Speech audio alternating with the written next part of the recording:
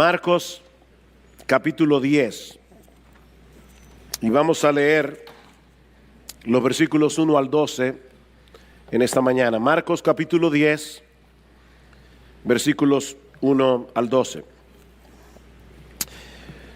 Levantándose de allí, es decir, de la ciudad de Capernaum, Jesús se fue a la región de Judea y al otro lado del Jordán, y se reunieron de nuevo las multitudes junto a él, y una vez más, como acostumbraba, les enseñaba.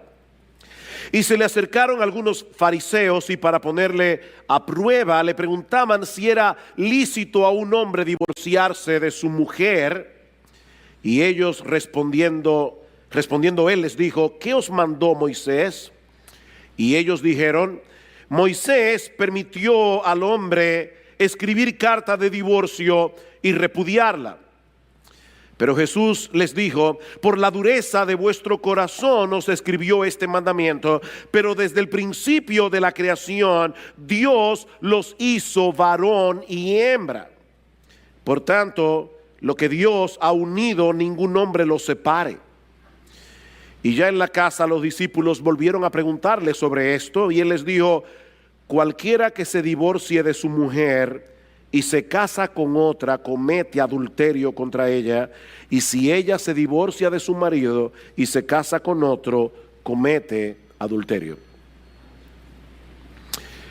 En el día de hoy estamos retomando nuestra serie expositiva en el Evangelio de Marcos, y providencialmente me toca reiniciar con un pasaje bastante difícil. No porque sea complicado en sí mismo, sino por la carga emocional que conlleva hablar acerca del divorcio. Seguramente todos aquí, de una forma u otra, han sido impactados con un divorcio. Todos aquí. Alguien cercano que ha pasado por la amarga experiencia de un divorcio, un amigo, un familiar. Otros han sido directamente afectados por el divorcio de sus padres o por la destrucción de sus propios matrimonios. Mis hermanos, este es un tema sensible que debe ser expuesto con empatía y con un corazón pastoral. Y de verdad, créanme que esa ha sido mi oración en todos estos días. El Señor sabe que no es mi intención en esta mañana remover heridas que en algunos casos están muy frescas, o traer a la memoria de ninguno de ustedes recuerdos amargos de situaciones que marcaron sus vidas hasta el día de hoy. Pero este es un tema que no podemos pasar por alto, no solo porque se encuentra en la Biblia y nosotros debemos predicar todo el consejo de Dios, sino también por la relevancia que este asunto tiene para todos nosotros, independientemente de cuál sea nuestro estado civil. Hermanos, el divorcio era un serio problema en los días del Señor, eso lo vamos a ver en un momento, pero en esta época ha llegado a ser una epidemia. En la década del 2005 al 2014, en República Dominicana, se registraron 176.561 divorcios. Estamos hablando de un promedio de más de 17,000 divorcios al año. Miles y miles de personas fueron afectadas, directa o indirectamente, por cada uno de esos divorcios. Los hijos, los padres de ambas partes, amigos cercanos, amigos mutuos. Si a eso le añadimos la cantidad de matrimonios que no se han divorciado legalmente, pero que viven dentro de la misma casa y bajo el mismo techo, como si estuvieran divorciados, estamos hablando de una crisis de enormes proporciones. Y es una crisis que no parece que vaya a mejorar en el futuro por la forma tan ligera como muchos toman hoy el voto matrimonial. Una conocida actriz de televisión norteamericana, que para colmo profesa ser cristiana, dijo lo siguiente después de haberse divorciado de su esposo para poder dedicarse más de lleno a su carrera. Ella dice: yo soy más feliz ahora que lo que era antes del divorcio, porque ahora soy yo misma tomando mis propias decisiones. Y más adelante añadió: mi esposo y yo ahora somos más felices siendo amigos divorciados que siendo enemigos casados. Eso suena bastante lógico, ¿verdad? Parece razonable pensar que es mucho mejor tener un amigo con el que una vez estuviste casado que tener a un enemigo en tu misma casa. Eso parece razonable. Pero hermanos, ¿qué enseña la palabra de Dios con respecto a esto?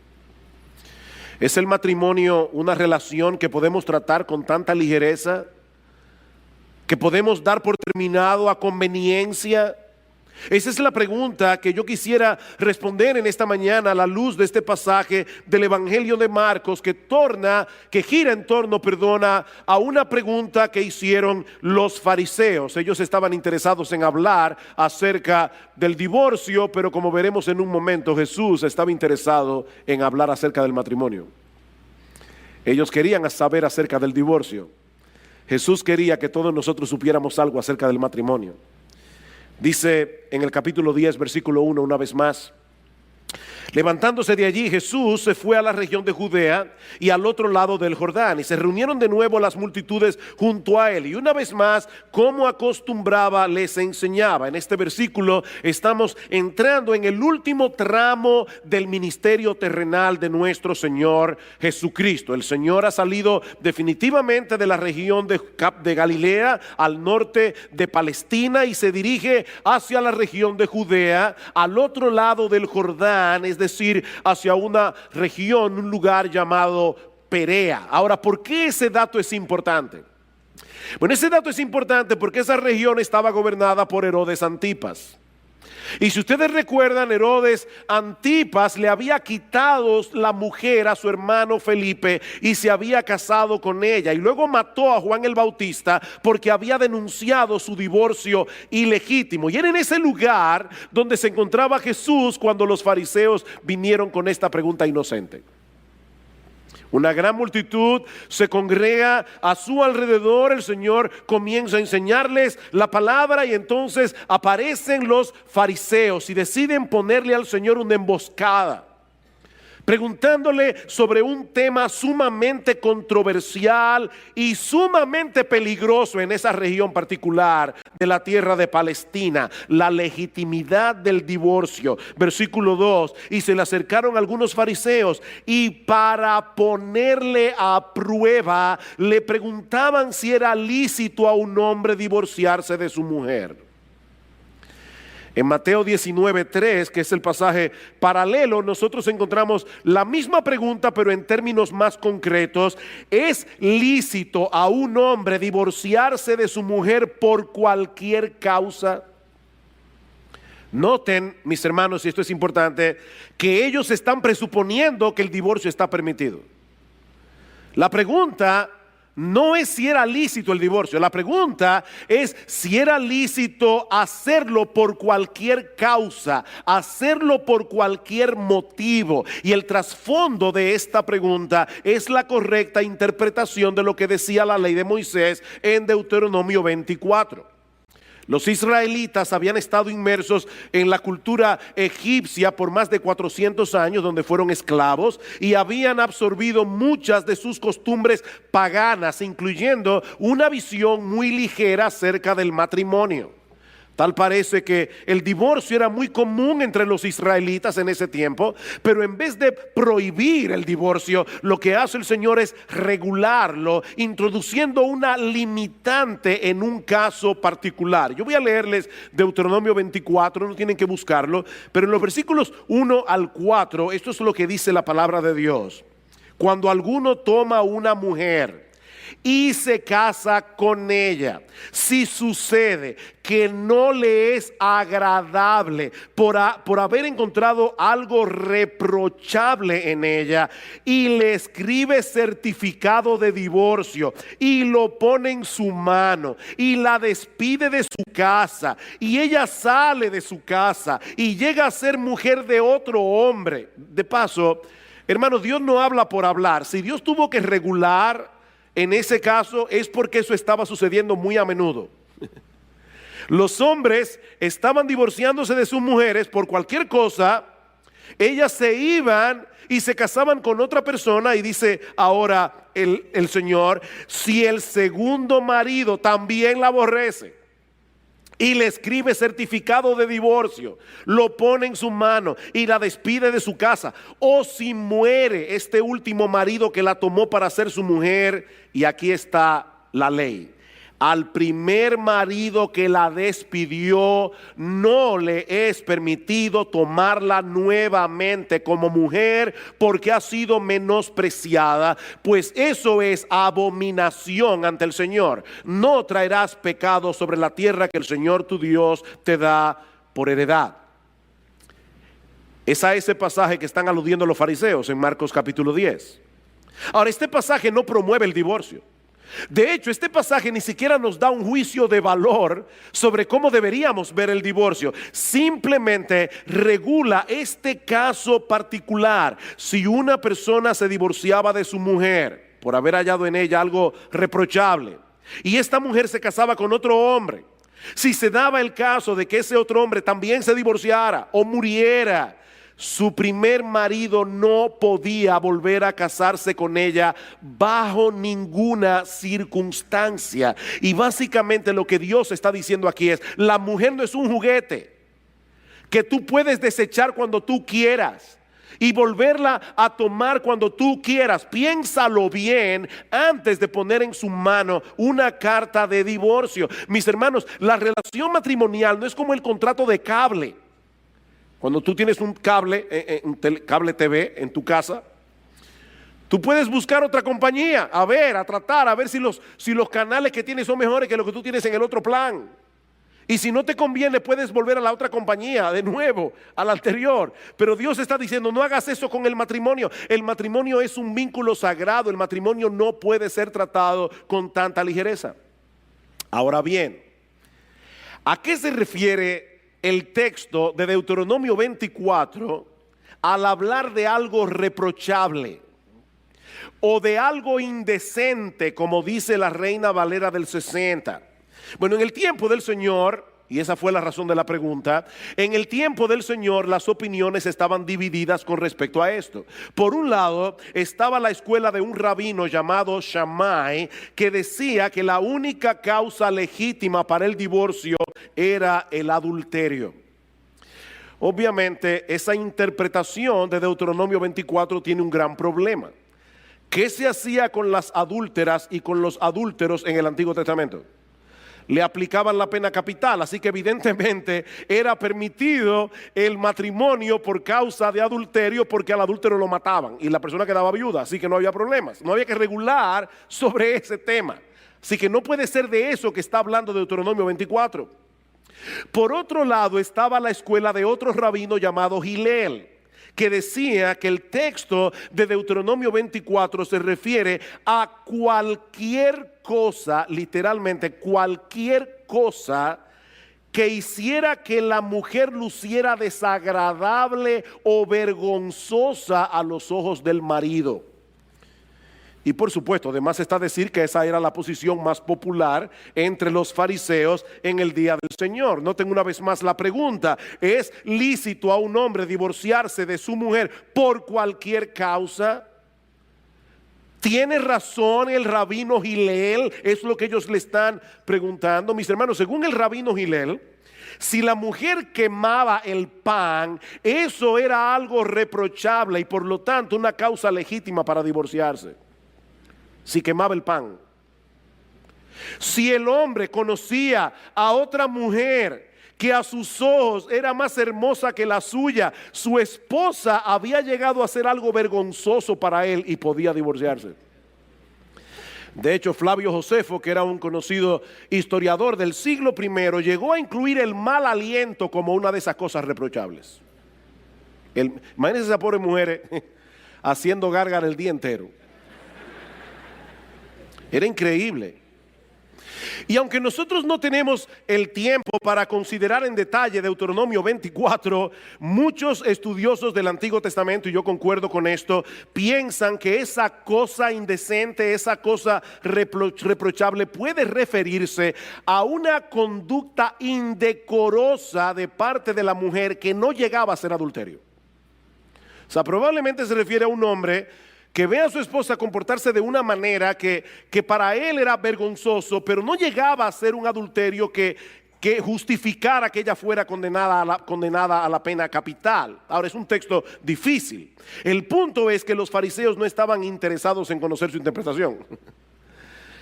Ellos querían hacer quedar mal a Jesús delante de la gente. Tal vez sospechaban que el Señor iba a estar de acuerdo con la posición más estricta y que eso iba a restarle popularidad. O tal vez esperaban ponerlo en una situación bien difícil con Herodes Antipas. Recuerden que Marcos dice, ellos lo pusieron a prueba. Esto fue una emboscada, mis amados hermanos. Ellos pusieron a Jesús en riesgo. ¿Cómo resuelve Jesús este dilema? Llevándolos a considerar el diseño original de Dios para el matrimonio. Ya vimos la pregunta de los fariseos, veamos ahora en segundo lugar la respuesta de Jesús. Versículo 3. Me encanta esta respuesta. Y respondiendo él les dijo, ¿qué os mandó Moisés? Es una pregunta interesante.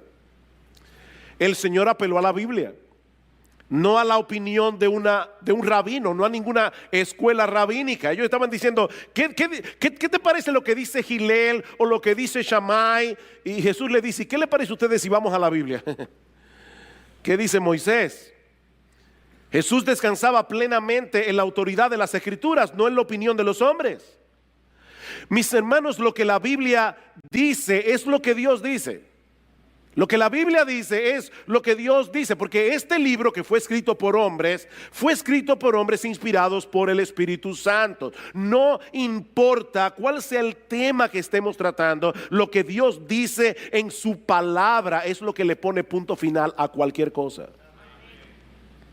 No lo que a nosotros nos parece más lógico en una situación particular. Y yo digo esto porque muchas veces cuando estamos hablando acerca de este tema del divorcio y del nuevo matrimonio, nosotros cometemos el error de argumentar a favor de una postura partiendo de un caso particular que apela a nuestra sensibilidad.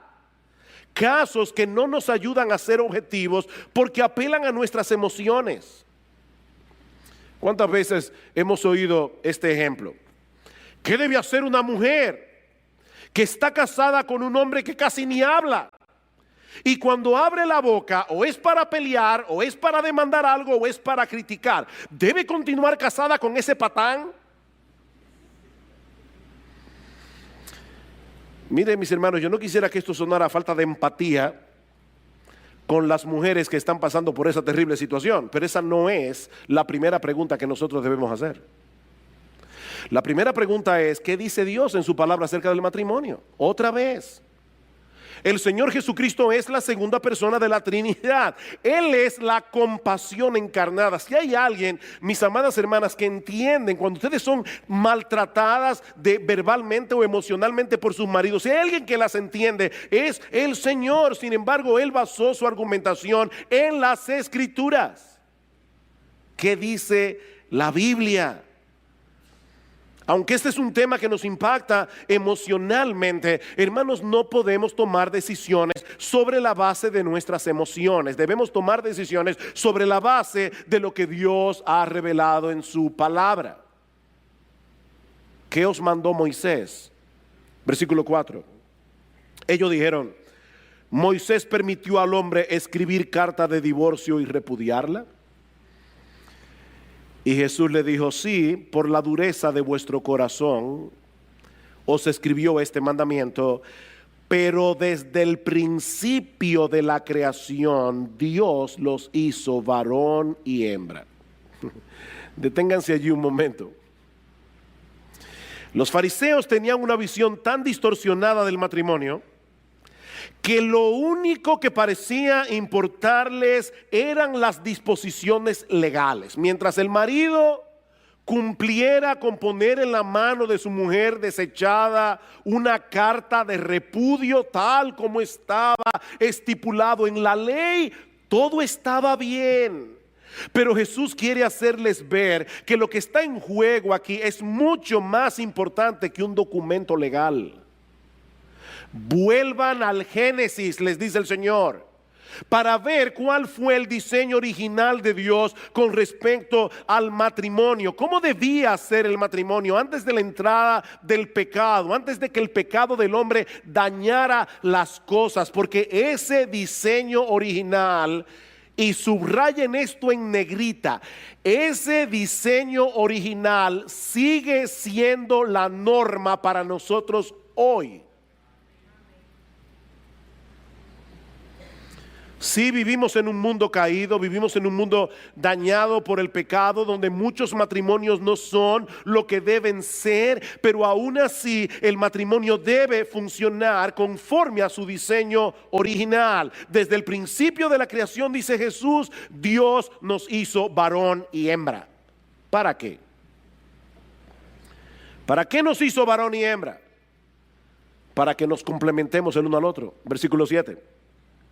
Por esta razón el hombre dejará a su padre y a su madre, y los dos serán una sola carne. Por consiguiente, ya no son dos, sino una sola carne. A pesar de lo estrecha que puede ser la relación entre padres e hijos, Cristo está diciendo aquí, la relación matrimonial está supuesta a ser mucho más cercana, está supuesta a ser mucho más íntima, porque a través del pacto matrimonial los dos vienen a ser uno, una sola carne.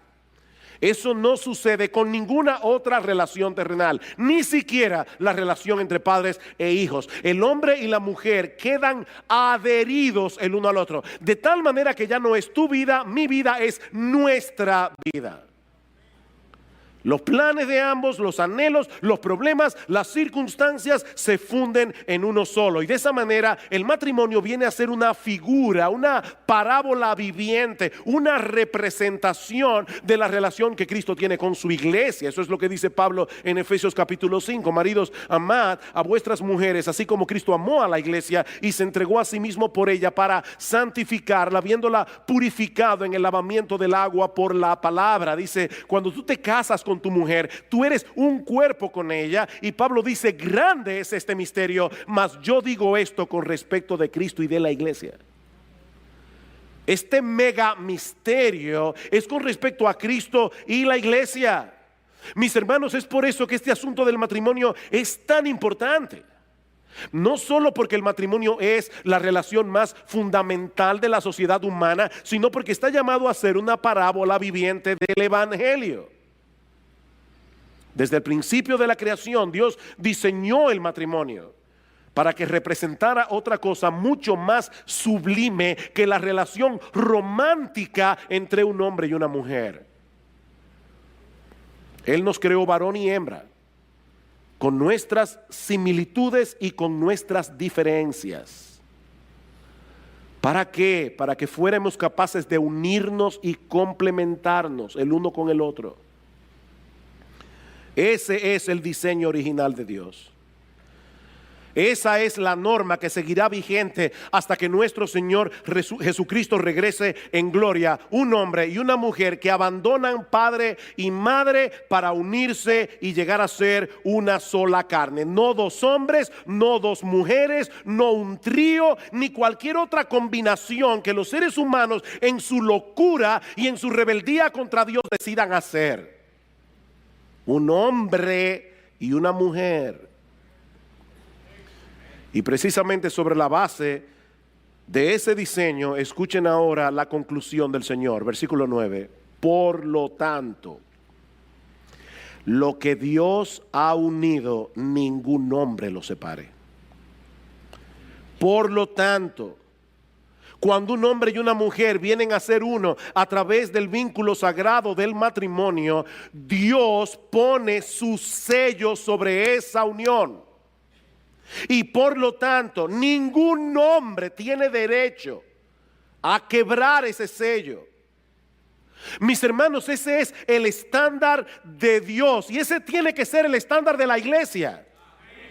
Ese es el estándar de Dios. No es la perspectiva de nuestra cultura la que debe determinar nuestra perspectiva del matrimonio. Es la perspectiva de Dios revelada en su palabra. Es como si Dios tomara a un hombre y a una mujer y los pegara el uno al otro con un pegamento celestial. Y no conforme con eso, pone un sello en el punto de unión para que nadie se atreva a romper ese sello. En Malaquías capítulo 2, Dios es bien claro en el versículo 15. Dice: Dios aborrece el divorcio. Dios odia el divorcio. A Dios le repugna el divorcio. Eso es lo que dice la Biblia. Y de hecho, el texto de Malaquías es bien fuerte porque dice: y al que mancha de violencia sus vestidos. Y parece que la idea es como si tú le enterraras un puñal a la otra persona y su sangre te salpicara. Dios odia el divorcio. Alguien decía que hay al menos 3 cosas que nosotros podemos decir con toda seguridad acerca del divorcio, a la luz de la enseñanza bíblica. 3 cosas con las que todo creyente debe estar de acuerdo. Hay controversias en el pueblo de Dios con respecto a este tema, pero yo voy a decir 3 cosas que si tú eres cristiano y tú crees en la Biblia, tú vas a estar de acuerdo conmigo. La primera es que todo divorcio es contrario al diseño original de Dios. Todo divorcio es contrario al diseño original de Dios. Eso es lo que el Señor está diciendo aquí. En el principio, Dios los creó varón y hembra para que se unieran el uno al otro en un vínculo indisoluble. Eso no puede estar sujeto a debate entre personas que creen que la Biblia es la palabra de Dios. Lo segundo es que cada divorcio envuelve el pecado de uno de los cónyuges, siempre. O de los dos. Eso tampoco puede ser debatido. Siempre que ocurre un divorcio hay pecado de por medio. Sea el pecado de uno, sea el pecado de los dos, pero alguien tiene que haber quebrantado la ley de Dios para haber llegado a ese punto de ruptura. Lo tercero es que cada pareja que se divorcia está separando lo que Dios unió. Cada pareja que se divorcia está separando lo que Dios unió. Eso tampoco es debatible. Es por eso, mis hermanos, que resulta imposible tener un divorcio indoloro. Una vez alguien vino a mi oficina, una persona que no es miembro de esta iglesia, pero me dijo: pastor, yo necesito ayuda, me estoy divorciando de mi marido y yo quiero que usted se intervenga, nos ayude para que esto no sea traumático. Yo le dije: mira, yo te quiero mucho, pero yo no puedo hacer eso. Es imposible tener un divorcio que no sea traumático.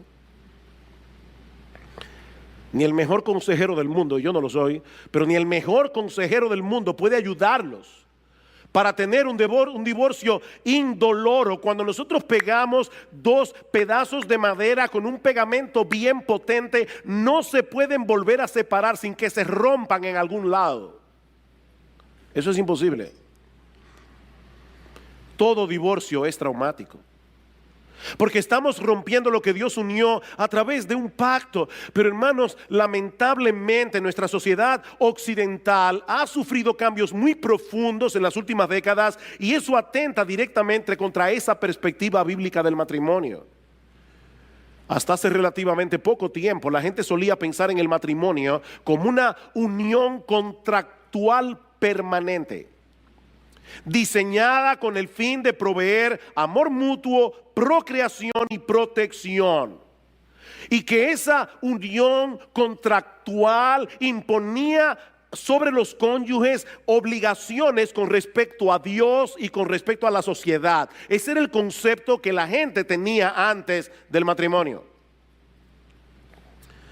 Pero desde hace unas décadas el matrimonio ha comenzado a ser percibido como un contrato sexual temporal, diseñado para la gratificación de las partes individuales En otras palabras, lo que antes era una institución pública para el bien común, ahora es un arreglo privado para la satisfacción del individuo. Mientras esa relación me reporte beneficios, permanezco junto contigo. Cuando comience a ser un estorbo, lo damos por terminado y me busco otra relación. Pero eso es totalmente contrario al diseño de Dios para el matrimonio. Mis hermanos, de acuerdo a la perspectiva de Dios revelada en su palabra, yo tengo que amar a mi cónyuge. Yo tengo que hacerlo, porque yo me comprometí a hacerlo en el pacto matrimonial. Yo no tengo otra opción. Yo no tengo otra opción. Tú no tienes otra opción. Decía el puritano Henry Smith: un hombre debe elegir primero a quién amar y luego amar su elección. ¿Oíste eso? Elige primero a quién amar y luego ama tu elección. Porque tú no tienes otra elección. No tienes otra opción. De hecho, eso fue lo que hizo Jesús. ¿O no? Jesús eligió al objeto de su amor y ahora lo ama. Y eso es lo que tú prometiste hacer el día de tu boda. Eso fue lo que tú prometiste hacer. Ay, pastor, mire que yo cuando me casé yo no era creyente. Yo no sé si tú eras pagano. Cuando tú te casaste, eso fue lo que tú prometiste en tu voto matrimonial, y Dios le puso un sello a ese voto. Ese fue el voto sagrado que tú hiciste delante de Dios y delante de los hombres. Es de ese modo que nosotros vamos a representar la relación que tiene Cristo con su iglesia, como dice el pasaje de Efesios que leímos hace un momento. Cristo nos amó cuando no había nada bueno en nosotros que nos hiciera dignos de su amor. ¿O no es así? Y ahora Él está trabajando en nosotros, porque hay muchas cosas todavía en nuestro carácter que a Cristo no le agradan. Pero ¿qué está haciendo Cristo? Él está trabajando en nosotros para que algún día nosotros lleguemos a ser la esposa que Él quiere que seamos. Y Él diseñó el matrimonio para hacer visible ante los ojos del mundo esa clase de amor. Él no nos ama por lo que somos, Él nos ama a pesar de lo que somos. Y es en virtud de ese amor que Él nos está santificando gradualmente para llegar a ser la esposa que Él quiere que nosotros seamos. Eso significa, mis hermanos, que el amor de Cristo por nosotros no depende de lo que nosotros hagamos, no depende de lo que dejemos de hacer. El amor de Cristo por nosotros depende de su elección y de su pacto. De eso depende el amor de Jesús. Él nos escogió por el puro afecto de su voluntad, es decir, por una razón que solo está en Él, no en nosotros, y Él decidió unir nuestras vidas con la suya, con un vínculo que no podrá ser quebrantado de ninguna manera. ¿Quién nos separará del amor de Cristo? Romanos 8, nadie, nadie. Y ahora Él manda a los esposos a que amen a sus esposas como Él ama a la suya. A veces las mujeres dicen: oye, a nosotros nos tocó la parte más dura, la sumisión. De verdad, hermanas, que a ustedes les tocó la parte más difícil. A nosotros nos tocó amar a nuestras esposas como Cristo amó a la iglesia. ¿Qué es más demandante? Ama a tu esposa como Cristo amó a la iglesia. Eso es lo que Pablo está diciendo en Efesios 5. Amen a sus esposas como yo amo a la mía, dice Jesús. En vez de estarse quejando de sus debilidades, en vez de estarse quejando de sus pecados y llenándose de amargura contra vuestras esposas, hagan todo lo que esté a vuestro alcance para ser agente de cambio en sus vidas. Con la ayuda de Dios. Esa es la enseñanza de Efesios 5. El que ama a su mujer a sí mismo se ama. Porque nadie aborreció jamás a su propia carne, sino que la sustenta y la cuida, como también Cristo a la iglesia. Y a través del voto matrimonial, esa mujer es ahora tu carne. Tú no puedes dañarla a ella sin dañarte tú.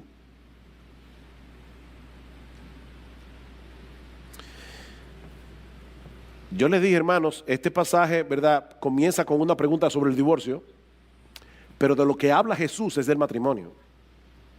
Ahora, ¿qué del divorcio? ¿Quiere decir entonces que no existe ninguna razón legítima para que una pareja se divorcie? Eso nos lleva a nuestro tercer encabezado. Ya vimos la pregunta de los fariseos, luego la respuesta de Jesús. Veamos ahora en tercer lugar la pregunta de los discípulos. Versículo 10. Y ya en la casa, los discípulos volvieron a preguntarle sobre esto. Yo me imagino a los apóstoles diciendo, pero ven acá, a final de cuentas, él no respondió a la pregunta. Ellos se quedaron dándole mente al asunto. Por lo menos no lo respondió directamente. Y yo supongo que Jesús no quiso responder, por lo menos por dos razones. Por un lado, porque no era una pregunta sincera, eso ya lo vimos hace un momento, esto fue una emboscada.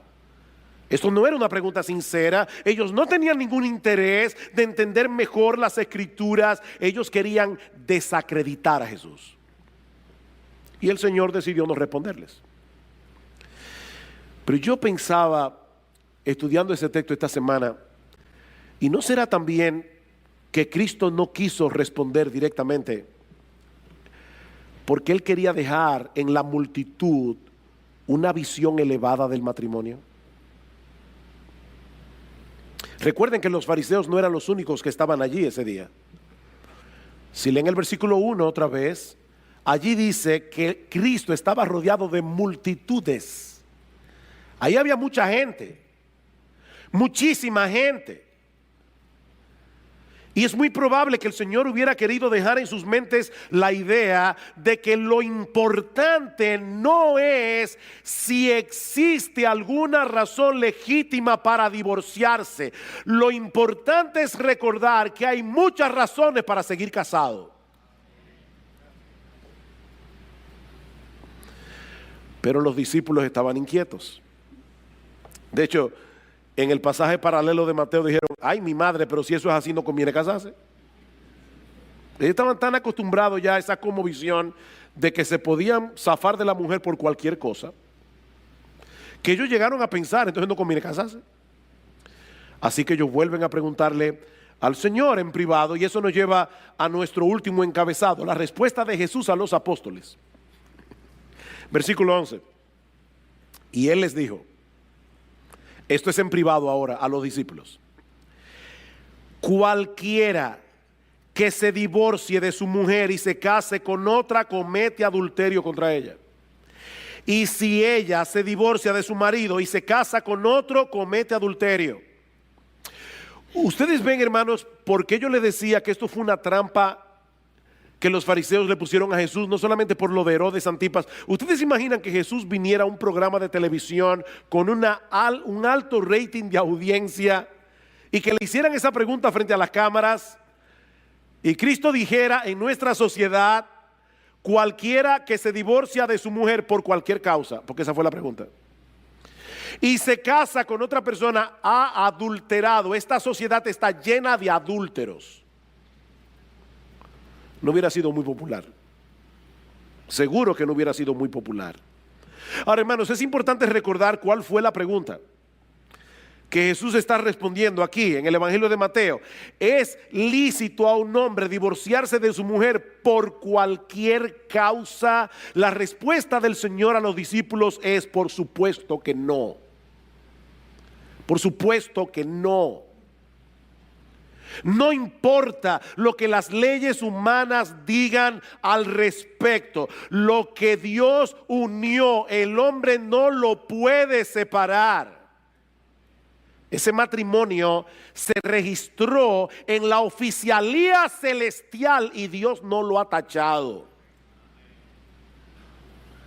De manera que si un hombre se divorcia de su mujer por cualquier causa y se casa con otra, está cometiendo adulterio. Y lo mismo ocurre en el caso de una mujer que se divorcia de su marido y se casa con otro hombre. Están cometiendo adulterio porque a los ojos de Dios continuaban casados.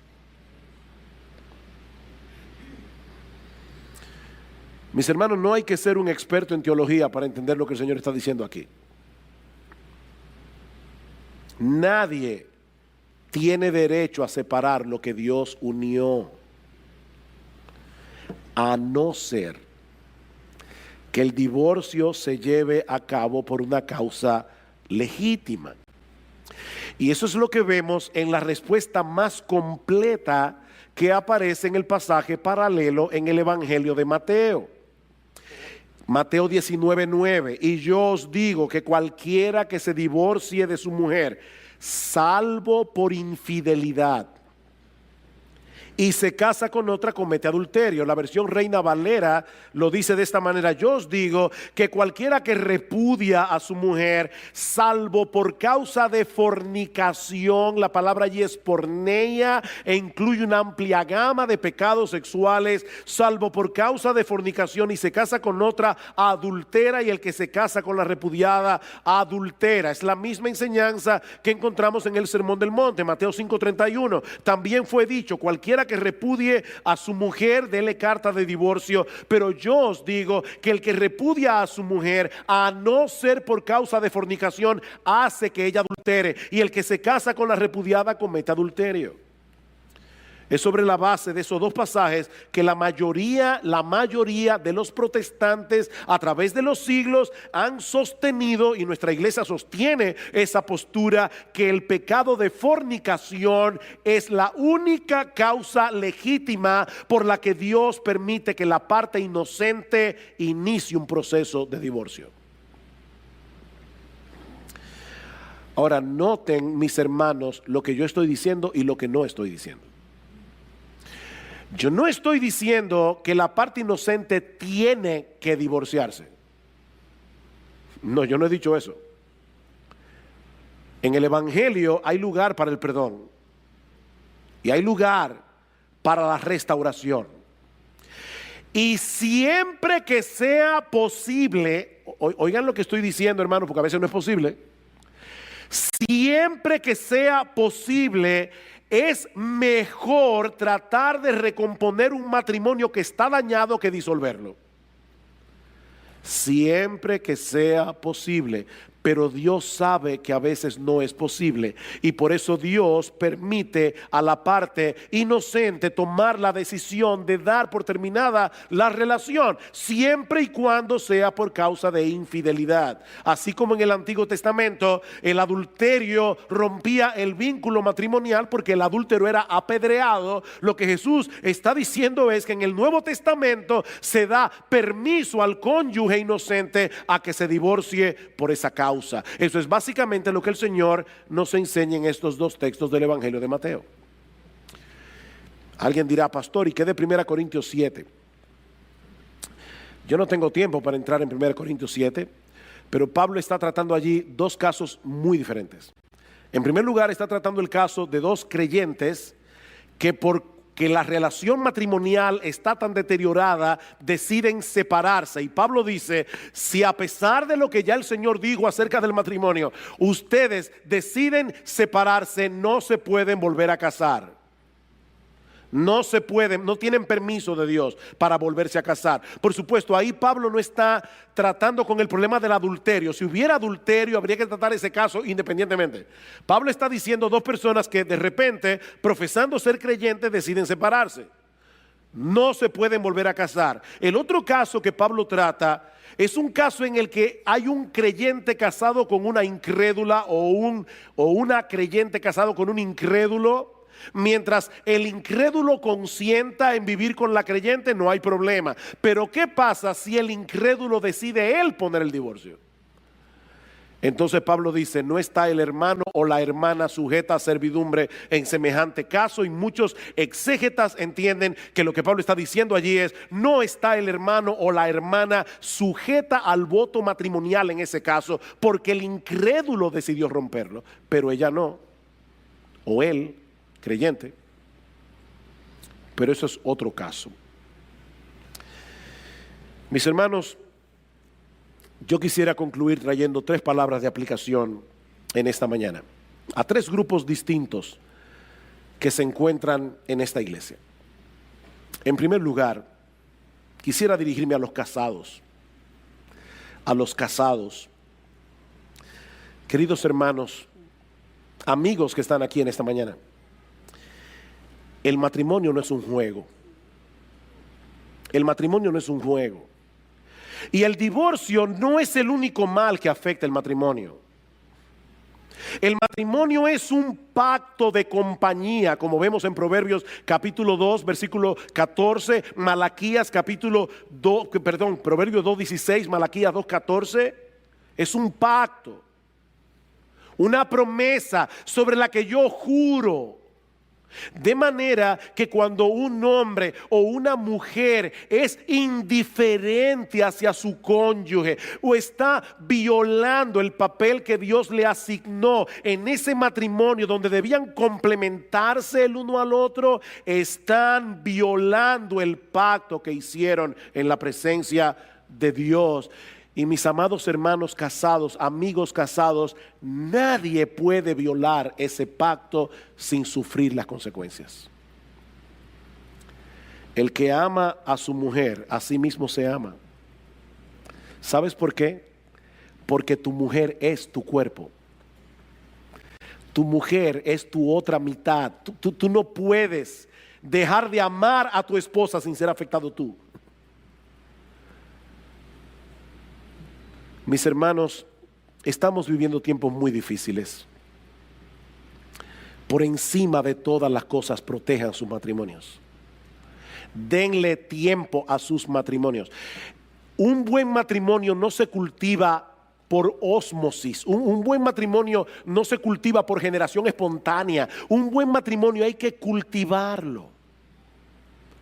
Cuiden sus matrimonios, protejan sus matrimonios. Recuérdense una y otra vez que el gran propósito del matrimonio no es que seamos felices en esa relación.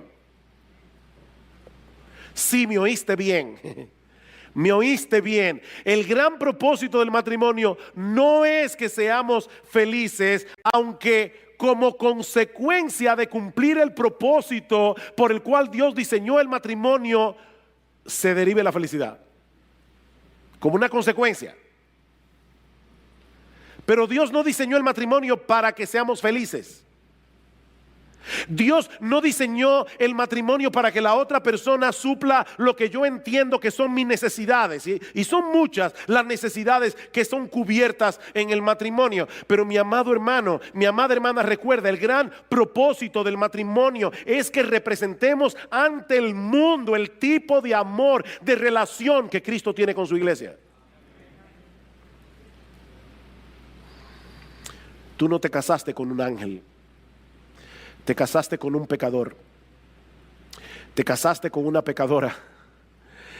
Y Dios te llamó a ti a ser un agente de cambio en su vida. Cuida tu matrimonio. Dios quiere usar tu matrimonio para santificarte. Cuida tu matrimonio. En segundo lugar, yo quisiera dirigir unas palabras de aplicación a los solteros. Procuren casarse. Procuren casarse. Pablo dice eso en 1 Corintios 7. Pero no lo hagan a la ligera. No lo hagan a la ligera. No se lleven simplemente de lo que ven vuestros ojos. Proverbios capítulo 11, versículo 22 es muy claro. El Espíritu Santo inspiró al autor de Proverbios para escribir estas palabras: como zarcillo de oro en el hocico de un cerdo es la mujer hermosa apartada de razón. Si te casas por el zarcillo, créeme, los años van a pasar. El zarcillo se marchitará y te quedarás con el cerdo.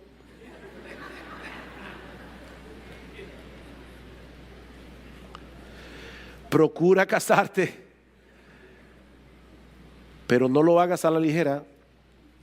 No lo hagas por razones equivocadas.